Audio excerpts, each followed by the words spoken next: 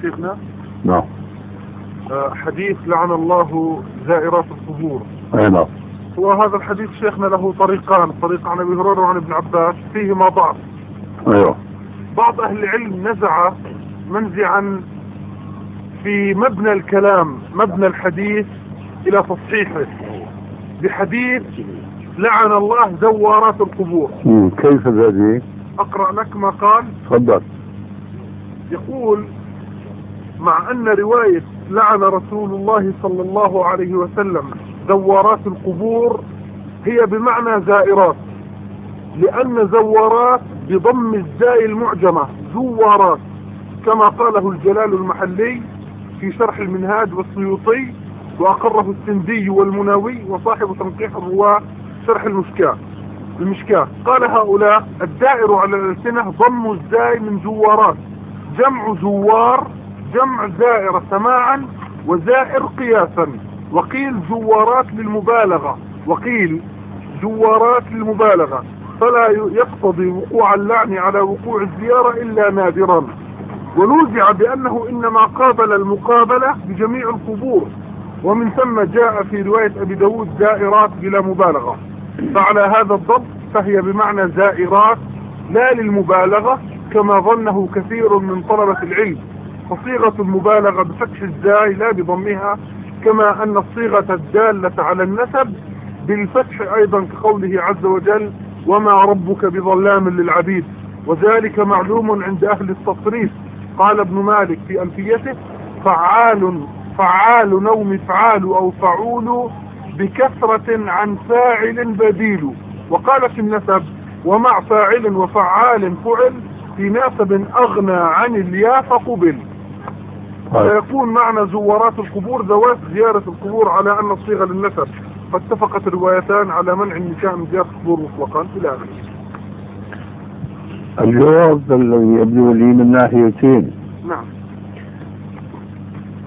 الأولى قوله المشهور على الألسنة ليس يعني المشهور والصحيح في الرواية، ولذلك فالذي ينبغي هنا هو التثبت من رواية الحديث عند أهل الحديث، هل هو زوارات أم هو زوارات؟ كون المشهور على الألسنة زوارات هذا مو حجة، وفي ظني لو كانت الرواية زوارات لما قال مشهور على الألسنة. نعم. شايفين؟ وكلمة المشهور على الألسنة مقتبسة من مثل كتاب المقاصد الحسنة في ايش؟ ما اشتهر على الألسنة، بيان ما اشتهر على الألسنة. هذا الاشتهار على الألسنة ليس لها قيمة علمية يعني يبنى عليها حكم شرعي. هذا الجواب رقم واحد فيما بدالي. رقم اثنين، هب أنه ثبت أن كل من الروايتين زائرات وزورات وزورات، أي نعم، بمعنى واحد، بمعنى الرواية المشهورة كما بنقول نحن ونعني ما نقول. الرواية المشهورة زائرات لكنها ضعيفة السند. هب أن الرواية كلها تلتقي بعد التمحيص والتحقيق على أنها بمعنى زائرات قبور. حينئذ نقول هذا النص بلا شك يكون نصا محرما لزيارة النساء للقبور. والقاعدة التي نحن نركن إليها في كثير من مثل هذا التعارض ودفعه هو أنه إذا تعارض حاضر ومبيح قدم الحاضر على المبيح.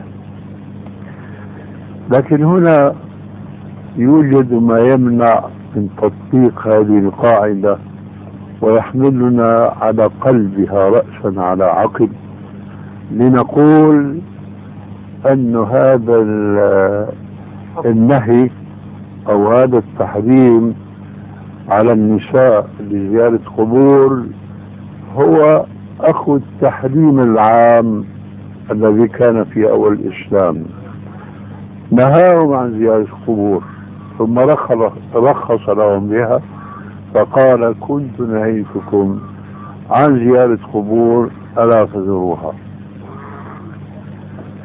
وسمعتم ولا شك منا مرارا أننا نقول للذين يحتجون بهذا الحديث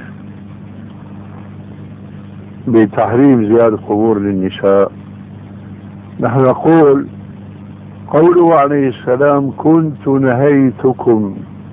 نهيتكم عن زيارة القبور، لا شك ولا ريب أن الخطاب موجه في هذا الحديث للجنسين الذكر والأنثى.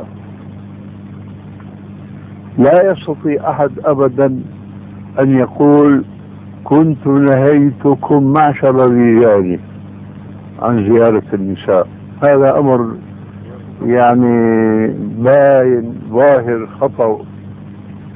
إذا الأمر كذلك وهو من المسلمات التي لا تقبل جدل أبدا، نمشي الخطوة التالية، ألا فزوروها.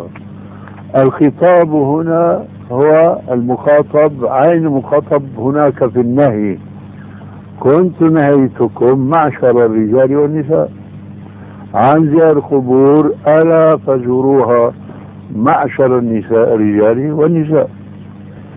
إذن لعن الله زائرات القبور مقترن مع النهي العام، هذا جزء من أجزاء النهي العام.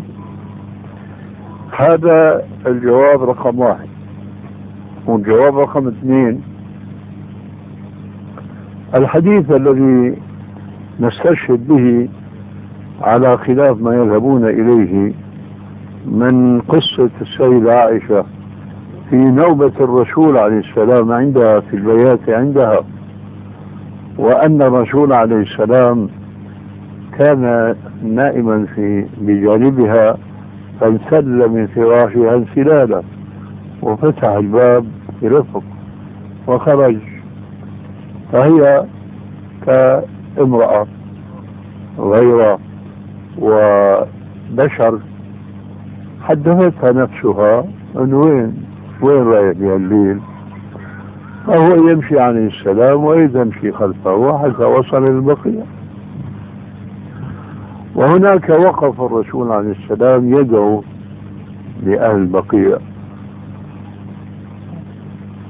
ثم أدبر، قالت فأدبرت وأسرع فأسرعت، حتى دخلت الحجرة وامتدت على فراشها، وسرعان ما دخل خلفها الرسول عليه السلام كأنه رأى خيالا أمامه في الطريق،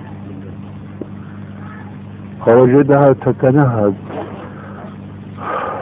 تعرف كل إنسان لما بيركض ركضة غير طبيعية لابد ما يحتاج يعوض الهواء الذي شو هذا إليه، جزاك الله خير فتعبناك، بس بدنا نعلمك بقى أنت بدك تريحني هيك رح تتعبني هلا، شلون بدي أعمل أنا لحتى أخذها؟ بدي نعرف هيك بدي هيك لقدام، أيوة كده. تمام. الله يجزيه الخير. قال يا عائشة ما لك حشية رابية؟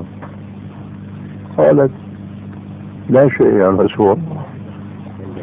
قال أظننت أن يحيف الله عليك ورسوله؟ إن جبريل أتاني آنفا وقال إن ربك يقرئك السلام ويأمرك أن تذهب إلى البقيع وتستغفر لهم. هنا احتملتها فرصة فقالت يا رسول الله إذا أنا زرت القبور ماذا أقول؟ قال قولي السلام عليكم دار قوم مؤمنين إلى آخر الدعاء المعروف. فأنا ألاحظ أن هذه الحادثة حتما كانت في المدينة المنورة،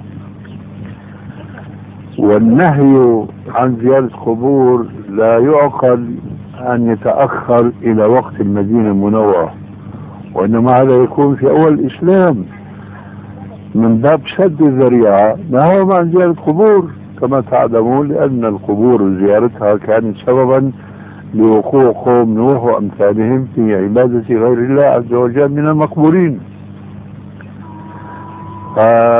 بهذا النظر السليم